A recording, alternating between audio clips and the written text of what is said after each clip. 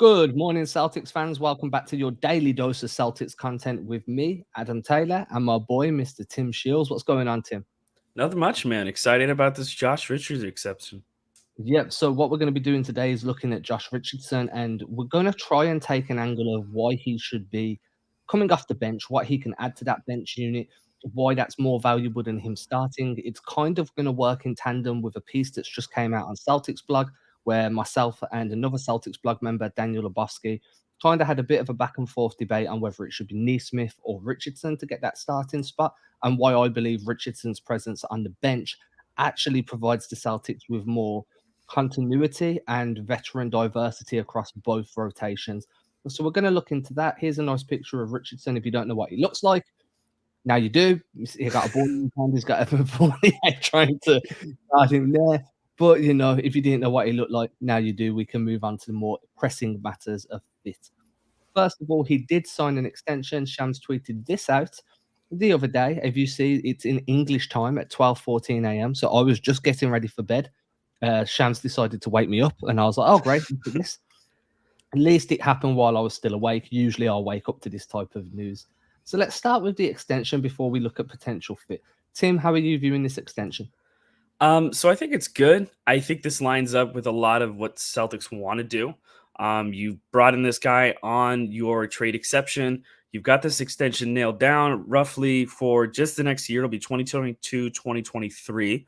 And we're looking at about just under 12.4 million. So that's pretty solid money, solid value for what you're getting. In terms of the fit, we'll have to see. But I mean, he's capable of handling the ball.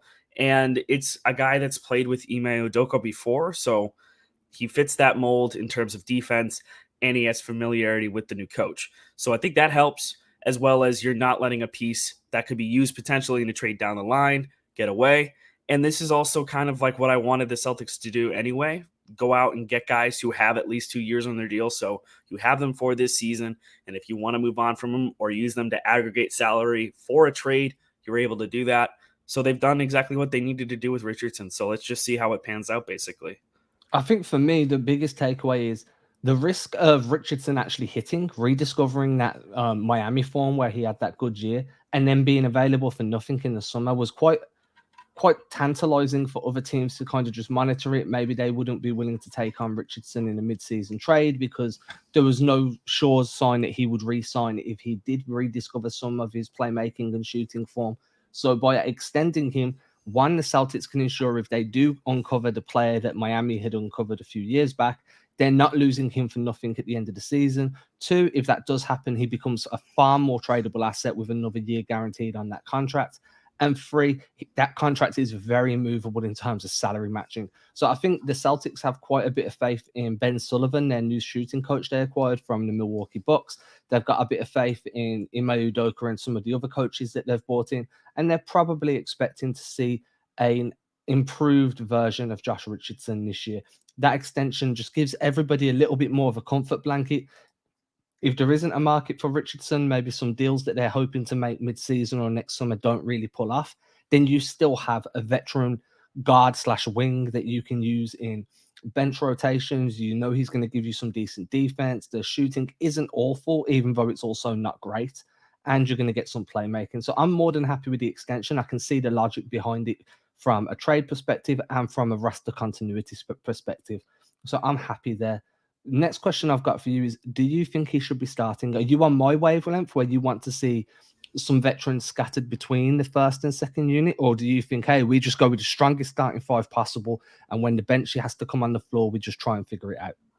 So by strongest starting five possible, you're thinking what, Neesmith at the two instead? No, so if you're going strongest starting five possible, that's going to be Smart or Schroeder. Then it's going to be Josh Richardson, Jalen Brown, Jason Tatum, and then Al Horford or Robert Williams. My mentality is to go with like a Smart, Neesmith, Brown, Tatum, Horford, and then have a bench of Schroeder, Pritchard, Richardson, slide in Jabari Parker or Grant Williams at the four, and then have Robert Williams at the five. That would be my ideal rotation because you've got veteran presence on both starting and second unit. You have high impact players on the first and second unit, and you have enough.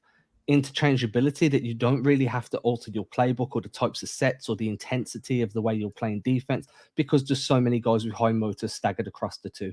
And that's why I think Richardson ideally fits at the in the second unit. Also, that helps Neesmith develop because now Neesmith's playing alongside Jalen and Jason majority of the time. He's going to have to be very judicial with his shot selection because there's going to be guys that are around him that are more elite shot makers. And I think the spacing he provides Jalen and Jason is going to really help that penetration game that Udoka will probably want to work with that driving kick system. So I genuinely believe that Neesmith moving into the starting lineup not only helps his development, but also helps the way the Celtics may look to shape up this year. That's why I think Richardson works best off the bench. Yeah, I think I've kind of been thinking for a while that Neesmith makes a lot of sense in that starting lineup, only because he can be an off-ball shooter, which is sort of what you drafted him for. He's developed more, on his defensive side than I could have hoped for. So he's not a net negative when it comes to defense, and being able to give him minutes at the two when you have Jaylen Brown there, you've got Jason Tatum, you've got Al Horford, and you've got Marcus Smart around him. You're not that's a strong defensive lineup. I would think it's a little bit bullish to say that Neesmith's better than Richardson on defense because Richardson has been that defensive kind of minded player for a while, and that's sort of been his signature. And that was a big thing that people have talked about once Richardson was brought in, is that he is a very strong defensive player. But I think this allows Neesmith to kind of get his legs under him. You're putting him amongst the starters. That's a sign of trust, as well as giving him the ability to play with the best ball handlers and the best passers on the team. And that lets Richardson work in that second unit as a ball handler and as a facilitator, I think. So, like, guys like Peyton Pritchard.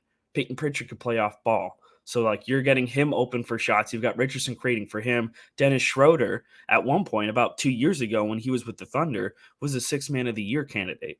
So he's clearly able to score the ball as well. So, like, if you've got another ball handler that you can either play at the two, or if you really want to go like really, really small, you play him at the three. But you can go ahead and run out there with at least like two or three ball handlers at the same time with your bench unit, meaning that you've got another guy who can create for other people. He's strong defensively, and it gives him a chance as well to get some big minutes off the bench. Like, that depth is going to be huge. That's why I think that's what I would expect from Richardson as well. I don't think starting him helps you because I think Neesmith needs to be shown a little bit more trust and needs to get some more run with the starting lineup.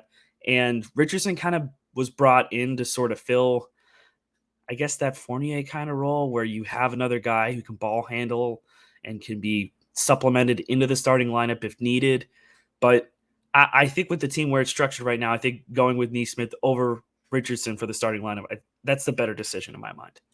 So you point out that Neesmith can play off ball, and that to me is enormous because if you go back and watch Josh Richardson's games, ideally he's a spot up catch and shoot guy. He's perfectly acceptable when shooting off the catch in a stationary position. In fact, I've pulled up here, he's got 2 seasons worth here. This is 2 seasons worth of catch and shoot metrics. So every shot here has just been literally catch the ball while stationary and then pull up and shoot. So you can see that he's quite reliable, especially on the left side of the floor.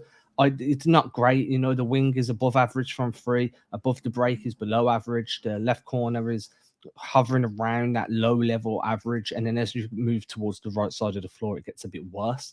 But what I will say is when Richardson is asked to play as a guy that curls off screens or is catching the ball off a cut and then just pulling up straight off the catch, and in terms of movement, he really struggles to find his shooting pocket. Like, you'll see him catch some at his hip, some more bit at his chest, and he's not bringing it into his pocket. So his rhythm and his mechanics on that shot are completely flawed. They're out of sync, and his actual screen off type of scoring is very poor, and I'd try and avoid using him in a role like that. But what is good is going back and watching his games for Dallas last year, specifically watching his possessions for Dallas. One thing I noticed was he's got quite a good scoring gravity from three because he's used primarily as a catch and shoot free guy. So you'd have guys like Doncic penetrate and then hit that kick out, and it'd be Richardson that received the kick out. Now, what this does is it forces defenses to have to rotate off that collapse directly back out to challenge that 3-point shot, usually by a flyby, which is where you're running at the 3-point shooter and then you jump and go past him to try and deter that 3-point shot or throw him off his game a little bit. Richardson's very good, and a lot of his assists last year came out of waiting for defenses to start to close out on him and then passing to another open guy around the floor, which means then now another guy has to close out, somebody has to sink in and recover. The defense is scrambling, and it's quite easy buckets. And when you look at the way that this is all of the assists that Richardson made last year, so ignore the 100% because it doesn't rank as an assist if you don't score the bucket. But you can see that the distribution of where he was throwing the ball to make these assists were very varied. There was 18 above the break, 27 on the left wing, 21 on the right wing. He was hitting guys in the corner. And because of his ball handling ability as well, if he doesn't want to pass out of a closeout, he can take a few dribbles or drive the lane, force yet another rotation, and then hit those swing passes, which is where he's getting those corners from, or where he's getting the wings if he's feeding it back outside. I don't want him as a movement shooter, but I do think that his scoring gravity, because I've always looked at it like this, and I remember reading this somewhere. It's not my brainchild. This isn't. It's somebody else's. But players on the floor don't know what your shooting percentage are. They just know that you either shoot a lot from deep or you don't shoot a lot from deep. If you shoot 4, 5, 6, 7 attempts per game, well, guess what? Now you've got scoring gravity. You've got 3-point shooting gravity. You don't need to be hitting them, but you need to be taking them to create that gravity. And that's where Josh Richardson actually becomes quite valuable. He's averaging around, if we pull up his stats here, we look for his 3-point attempts. He's averaging around 4 attempts a game, 4.5 attempts a game for his career, which is going to make defenses really have to kind of close out there and allow him that secondary creation opportunities. So I would definitely think that helps the bench more than it helps the starting lineup, because ideally you want Tatum and Brown attacking those secondary options. You don't want Richardson forcing Tatum or Brown into a tertiary scoring opportunity. They're either primary or secondary. Tertiary should not exist in any realm of Tatum and Brown offense. And it's good to be able to say that at this point. And I think Odoka came out and talked about this recently, where he was talking specifically about with Dennis Schroeder and talking about there being like a pecking order that guys need to pay attention to. I think this is like the first time in a long time where it's been like, it's not even just like a matter of like looking for like the lead guy or something like that. It's, hey, we have a pecking order. This is what we need to do when we're going through our motions offensively. It does, especially when you're talking about Jalen and Jason. They need to be option 1A, 1B, and then you start messing around with who do you want as option 3? Should it be Al Horford or Robert Williams, or should it be Marcus Smart? And I just think that for a guy like Richardson that's going to have the ball in his hands a bit throughout his career, he's been roughly, I think it's about an 18 to 20% a game usage rate. So 20% of the offense when he's on the floor goes through his hands. I just don't think that's sustainable alongside Tatum and Brown and a Marcus Smart or Dennis Schroeder when all 4 of you guys are on the floor, which is another reason why I think that bench unit suits him better. Because if he needs the ball in his hands, you can't play make, you can't provide assists if you don't have the ball in your hands. And if you're not a good off ball shooter, if your movement doesn't result in easy buckets because your shooting pocket mechanics are all messed up and teams know to sag and guard the rim, and they're just giving you that mid range that you're not really good at, then that doesn't help. So you need the ball in your hands at that point, which again, you're not getting that in the starting unit. You will get plenty of opportunities with that bench unit. Again, just another reason why I think that makes more sense for him this year. Yeah. And we've talked a lot about trying to get Richardson back to his Miami days where he did serve as that primary ball handler. So, yeah, I think there's opportunities with that bench unit. And I think when I look at the other bench guys that they have, like specifically when you're thinking about, I think the only player this really hurts, and we talked about this a little bit before, but Romeo Langford, having Richardson hurts his stock a little bit, especially if you want Romeo to be a ball handler and to be a slasher. Now you're expecting him to be able to hit the 3 ball consistently because he's going to have to play off a guy like Richardson. But Pritchard as well as Schroeder, I think those are 2 guys who are capable of hitting the 3 ball. And those are 2 guys who are shooters. And I think Richardson's going to be capable to find those guys. And it's going to open up looks for other players. And in terms of offensive gravity, yeah, you're talking about a guy who's able to create for others pretty efficiently.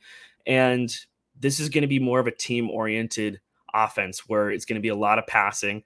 You're not going to see a lot of hero ball, but there will be an order of operations of like, hey, we're going to the bench unit now. We're going to need you to handle the ball, Josh. We're going to need you to be able to distribute for others and create for others. And he's experienced enough. He's 29, going on 30 or 27, going on 28 years old. I think his birthday is actually in like 20 some odd days, so I think it's next month. So it's an experienced guy who's played with a lot of strong teams. So that's a really, really good balance to this team. And I think having that kind of presence on the bench is going to be stabilizing. Like, this is a guy that you can turn to. And I think that's important because I don't think the Celtics have really had that very often. So this was my other point, right? Last year when Tatum and Brown didn't play, or if they weren't on the floor, so just any time Tatum and Brown were not on the basketball court, the Celtics were minus 8.8 points per 100 possessions. So it's a big drop, right? I think it was like the fifth percentile. So there was only like 4 teams in the league that were worse, missing 2 players, any specific combination of 2 guys. You can't put all your veteran eggs in one basket of the starting unit, because when Tatum and Brown go and sit, who's going to stop that slide happening again this year? By having a guy like Schroeder or Smart, along with a Richardson, along with a Robert Williams, who's a super high impact guy, if you'd rather Rob start than along with an Al Horford that's a veteran playmaking presence from above the break. This makes a lot more sense to me. I don't want to put everything or and overload that starting unit, knowing that when these guys sit, the bench unit's going to make it so you're in a hole again, or any lead you've built up has now dissipated. It just doesn't make sense to me. So, continuity and balance, veteran leadership balance across both the starting 5 and the bench unit is very important to me, to make sure there's more of a cohesive roster within itself and the rotations blend better than last year. And Richardson just makes a ton of sense for me off that bench unit for some of the reasons we spoke about. Some of the other reasons is his defensive length, his versatility, his wingspan. You need guys that can defend on second units, because sometimes there's going to be a guard on that second unit that goes off, especially against the Celtics. It could be Ish Smith. It could, who goes off against Boston every single year. It could be whoever. You can just throw names into the blender, and somebody's going to go off game after game. And that just usually happens to be a bench guy as well. You get your starting guy that goes off. There's usually a bench guy that has a good game too. And you need stoppers on that defensive side on the bench unit. And having someone like Richardson to be able to um, marshal, like quarterback that defense and tell guys when they're out of position, where to move, when to rotate, that's just as valuable as having him in the starting unit without the ball in his hands. It makes no sense to me. So I definitely think that playing him off the bench makes the most sense and is the way to get the best out of him and rebuild that value for any future trade. Yeah, and I think it was a really smart acquisition when you think about they needed to use the rest of that Gordon Hayward trade exception. And of course, they went ahead and created one out of Evan Fournier with that trade with the Knicks. We talked about that before. But this is a really solid acquisition when you look at it from a perspective of, we are trying to go defense first. We need veteran depth. We need guys who are able to come in and pick up the system fast. So this is going to be big for Boston. I think he's a key rotational piece. And again, when you think back to last year, how many times we saw the team go out there and have a lead, and then once Jason and Jalen got to the bench late in the game, we saw Tremont Waters out there. We saw Carson Edwards out there. We saw all of these younger players who don't have enough experience, or God forbid, when we had to see Taco fall out on the floor. You saw the team give up a bunch of points, and then it's all of a sudden, we got to go back to the Jays. We need to get the Jays back in. And those guys are pushing 32, 34, 36 minutes a night because they just don't have the depth behind them, and they don't have the scoring, and they don't have the ball handling. Now you're bringing in a guy who's got experience, who's been in the league for a few years now, and has played with multiple different teams and multiple different superstars. So that's important. Like, I cannot emphasize on that any more than I already have, but having guys like that you can turn to as part of your rotation is so crucial, especially when you think about managing player minutes and player health. And if you need to sub him into the starting lineup, there's that option, but you're keeping all of your options open in terms of the immediate. We're raising our floor, but we're also making sure that we've got a piece that we are putting our chips on. His value goes up. great, we've got an awesome contract. If it doesn't, well, we still got to stay like a stable, sturdy option to have on our bench that's going to help our rotations. Like that's so big. I think that pretty much gives us everything we need to know. I think you've had your daily dose of your vitamin C's. So you've taken your vitamins. It means you're going to be healthy, and we will see you again tomorrow. Do not forget to please hit that subscribe button, hit that thumbs up button, that share button. If you leave a comment, look back at any of the other videos. I always get back to everybody that leaves a comment. And we'll be back tomorrow discussing some more Celtics content for your next dose of your daily vitamins. So bye, Tim. Cheers. Thank you.